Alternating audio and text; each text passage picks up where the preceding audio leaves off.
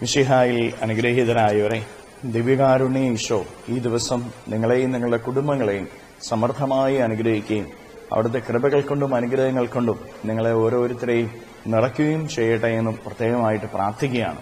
കർത്താവിന്റെ സംരക്ഷണവും സഹായവും ഈ ദിവസം മുഴുവനും നിങ്ങൾക്ക് ഓരോരുത്തർക്കും ലഭിക്കട്ടെ. പുതിയ ഒരാഴ്ചയിലേക്ക് നമ്മൾ പ്രവേശിക്കുക. ഈ ആഴ്ചയിലെ നിങ്ങളുടെ അധ്വാനങ്ങളിൽ, നിങ്ങളുടെ പ്രയത്നങ്ങളിലെല്ലാം ദൈവത്തിന്റെ കൃപ നിറഞ്ഞു നിൽക്കട്ടെ.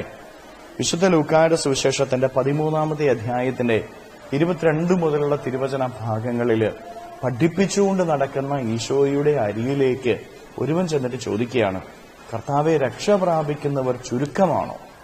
ഈശോ പറയാണ്, ഇടുങ്ങിയ വാതിലിലൂടെ പ്രവേശിക്കുവനെന്ന്. കർത്താവിന്റെ വചനങ്ങൾ പലപ്പോഴും കഠിനമാണ്. അത് നിസ്സാരമായ ഒന്നല്ല, നിസ്സാരമാക്കേണ്ടതുമല്ല. അത് ജീവിതത്തിൽ വളരെ ഗൗരവമായിട്ട് നമ്മൾ എടുക്കേണ്ട കാര്യങ്ങളാണ് കർത്താവ് പഠിപ്പിക്കുന്നത്. കാരണം കർത്താവ് പഠിപ്പിക്കുന്നത് മുഴുവനും നിത്യജീവനെക്കുറിച്ചുള്ള കാര്യങ്ങളാണ്.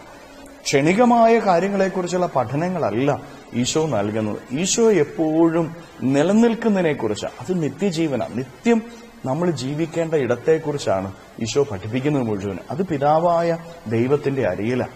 പിതാവിന്റെ സ്നേഹം അനുഭവിച്ചുകൊണ്ട് പിതാവിന്റെ അരികിലും നിത്യമായിട്ട് നമ്മൾ ഓരോരുത്തരും വസിക്കേണ്ടതിനെക്കുറിച്ചാണ്, സ്വർഗത്തിൽ വസിക്കേണ്ടതിനെക്കുറിച്ചാണ് ഈശോ പഠിപ്പിക്കുന്നത്. അതിനുള്ള വഴികളെക്കുറിച്ച് ഈശോ പറഞ്ഞു തരികയാണ്. പ്രിയപ്പെട്ട ദൈവമക്കളെ, അത് നമ്മൾ നിസ്സാരമാക്കി കളയേണ്ട ഒന്നല്ല. അങ്ങനെ കഠിനമായിട്ടുള്ള കാര്യങ്ങൾ ഈശോ പഠിപ്പിക്കുമ്പോൾ അവന്റെ അരികിലേക്ക് ചെന്നിട്ട് ഒരുത്തൻ ചോദിക്കുന്നുണ്ട്, ഇത് എളുപ്പമുള്ള കാര്യമാണോ? രക്ഷ പ്രാപിക്കുന്നവർ ചുരുക്കമാണോ? ഈശോ പറയാണ്, ഇടുങ്ങിയ വാതിലിലൂടെ പ്രവേശിക്കുക. ഈശോ പലപ്പോഴും പഠിപ്പിക്കുന്നുണ്ട്, ഞാനാണ് വാതിൽ, എന്നിലൂടെ പ്രവേശിക്കുക. പ്രിയപ്പെട്ട ദൈവമക്കളെ, ഈശോ വളരെ വിശാലതയുള്ളവൻ.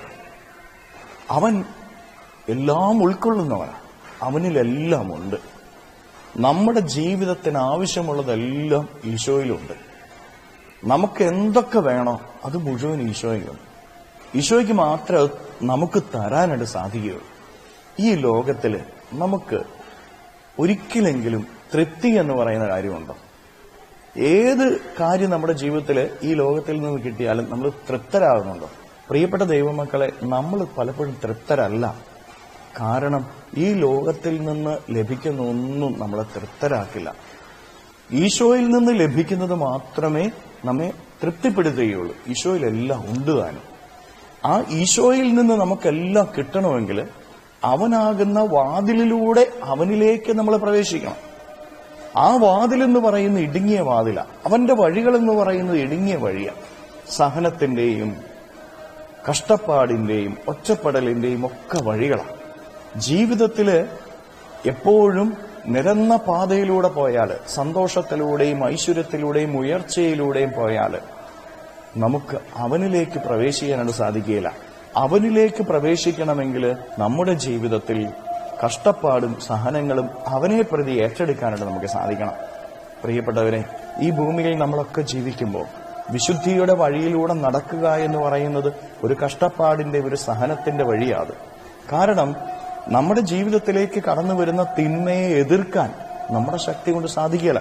അതിന് ദൈവിക ശക്തി നമ്മൾ സ്വീകരിക്കണം. അതിന് ദൈവത്തിന് മുമ്പിൽ കഠിനമായ പ്രാർത്ഥന നമ്മൾ നടത്തണം, ഉപവാസം അനുഷ്ഠിക്കണം. അങ്ങനെ ഉപവാസം അനുഷ്ഠിച്ച് കഠിനമായിട്ടുള്ള പ്രാർത്ഥനയിലൂടെ ദൈവത്തിന്റെ കൃപയെ നമ്മൾ സ്വീകരിക്കുമ്പോൾ പിശാചിനെ നമുക്ക് അകറ്റി നിർത്താനായിട്ട് സാധിക്കും. അപ്പോൾ നമുക്ക് വിശുദ്ധി ഉണ്ടാവും. ഈ വിശുദ്ധമായ ജീവിതം നേടിയെടുക്കാൻ കഠിനത നമ്മുടെ ജീവിതത്തിൽ ഏറ്റെടുക്കണ്ടേ? അത് ഏറ്റെടുത്തെങ്കിൽ മാത്രമേ നമുക്ക് വിശുദ്ധിയിലേക്ക് മുന്നേറാനായിട്ട് പറ്റുള്ളൂ. അതുകൊണ്ടാ ഈശോയുടെ വഴികൾ എന്ന് പറയുന്നത് അത്ര എളുപ്പമല്ല എന്ന് പറയും. എന്നാൽ ഈ എളുപ്പമല്ലാത്ത കഠിനമായ ഇടുങ്ങിയ ഈ വഴി നമ്മുടെ ജീവിതത്തിൽ നമ്മൾ സ്വീകരിച്ചാലോ നമ്മൾ വിശാലതയിലേക്ക് പ്രവേശിക്കും. വിശാലത ഈശോ തന്നെയാണ്. അവനിലെല്ലാം ഉണ്ട്. നമുക്ക് ആവശ്യമുള്ളതെല്ലാം കിട്ടുകയും ചെയ്യും.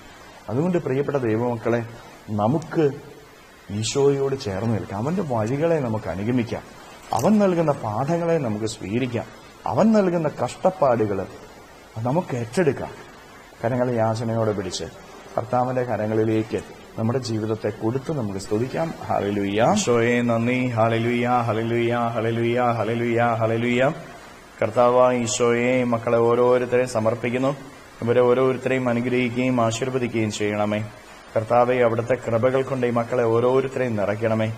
ഇവരെ അനുഗ്രഹിക്കണമേ, ആശീർവദിക്കണമേ. ഇവരുടെ ജീവിതത്തിൽ നിന്ന്, ജീവിതത്തിന്റെ വഴികളിൽ നിന്ന്, അധ്വാന മേഖലകളിൽ നിന്ന് സർവ്വ തിന്മകളും ബന്ധനങ്ങളും കെട്ടുകളും പിശാചിന്റെ ഉപദ്രവങ്ങൾ നാരകീയ ശക്തികളും നിർവീര്യമായി തീരട്ടെ എന്ന് കൽപ്പിക്കുന്നു. അന്ധകാര ശക്തികൾ ഇവരെ വിട്ടുപോട്ടെ എന്ന് കൽപ്പിക്കുന്നു. ദുഷ്ടാത്മശക്തികൾ ഇവരിൽ നിന്ന് മാറിപ്പോട്ടെ എന്ന് കൽപ്പിക്കുന്നു. Hallelujah, hallelujah, hallelujah, hallelujah. നിത്യം പിതാവും പുത്രനും പരിശുദ്ധാത്മാവുമായി സർവേശ്വര എന്നേക്കും ആമേൻ.